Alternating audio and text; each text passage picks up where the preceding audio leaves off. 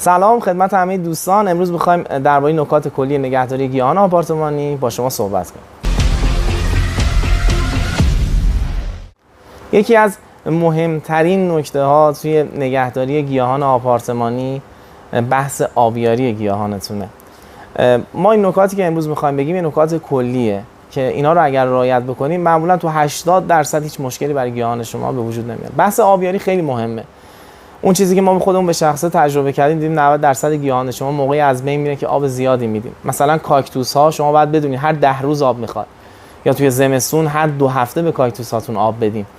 معمولا آبیاری رو باید به فاصله 2 خشکی خاک انجام بدیم. حتما این نکته رو دقت داشته باشین که گیاهانی که میخواین آبیاری بکنین بدونید به چه صورت آبیاریش. مثلا سانسفریا شما از کنار آبیاری بکنید. اگه سانسفریا از بالا آب بدین و داخل غلافش آب بریزه دچار پوسیدگی قارچی میشه و از بین میره. آبیاری که شما انجام میدید باید با آب ولرم باشه، یعنی آب سرد علاوه بر اینکه گیاه رو به شوک وادار میکنه و گیاه به حالا یه تنشی برای گیاه ایجاد میکنه، باعث بیماریهای قارچی هم میشه. حتی آب میشونید شما 24 ساعت مثلا از شیرور دارین بزنید 24 ساعت بیرون کلورش بره بعد آبیاری کنید. اینا همه تاثیر داره تو شادابی گیاهتون. همون آب هم میتونید اسپری بکنید روی برگ‌ها. مورد بعدی بحث دماه. دما معمولا 20 تا 25 درجه بعد باشه برای اکثر گیاهان آپارتمانی که خب همتون معمولا این نکته رو رعایت میکنید. مورد بعدی در خصوص رطوبته. شما باید بدونید گیاهانی مثل کاج مطبق یا گیاهانی مثل فیلودندرون، گیاهانی که مثل آیلونما، گیاهان دیفنباخی، اینا که برگ بزرگی دارن، اینایی که گیاهانی هستن که تبخیر و تعرق زیادی دارن، اینا رطوبت بالایی هم میخوان.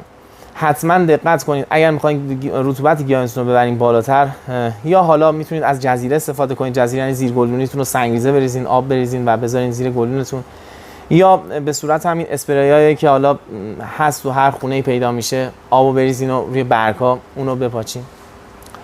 رطوبت اکثرا توی خونه ها کمه، مخصوصا حالا شهرهای بزرگ مثل تهران، مشهد، تبریز. این گیاهان شما دچار سوختگی حاشیه میشه. مورد بعدی در خصوص عرضم به خدمت شما نوره. اکثر گیاهان آپارتمانی نور میخوان. اینی که ما بگیم یه گیاهی نور نمیخواد، گیاه طبیعی، واقعا جمله درستی نیست. شما حتی گیاه شامادورا هم که یکی از مقاومترین گیاه ها به سایه هست که توی مثلا حتی سرویس دستشویی هم استفاده میشه به خاطر که اصلا خیلی مقاوم به سایه، اون هم باز نور میخواد. منتها حالا امکان داره با نور لامپ هم بتونه فتوسنتز خودش رو انجام بده. اکثر شماها داخل منزلتون، حالا میگم پنجره جنوبی حالا شرقی شمالی باشه، یه مقداری نور میاد. حتما گیاهتون رو پشت پنجره، مثلا حالا بستگی به نوعش، اگه کاکتوس باشه پشت پنجره، اگر که بنجامین باشه یه 3-4 متر فاصله بدین از پنجره تو که نور بخوره به گیاهاتون، نور حالا اصطلاحاً فیلتر شده غیر مستقیم. و مورد آخر بحث تهویه است که هر چند روز سعی کنید در رو باز بذارید یه هوای جدیدی بیاد و هیچ وقت گیاهانتون زیر نور کولر نذارین که باعث حالا خشکی و اینا بشه. این نکات کلی بود. بحث مورد آخر در خصوص بحث تغذیه است. 90% گیاهان آپارتمانی کودای سبیس رو میخوان.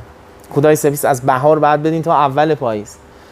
مثلا شما گیاهی مثل بنجامین، شفلرا، آگلونما اینا رو میتونید سبیس بدین. اما بعضی از گیاها هستن که کودای مخصوص به خودشونو دارن، مثل سانسفریا، مثل کاکتوس ها، مثل بونسای، مثل بنفشه آفریقایی، مثل بامبو، عرضم به خدمتتون که مثلا ارکیده. اینا کودایی به خصوصی میخواد.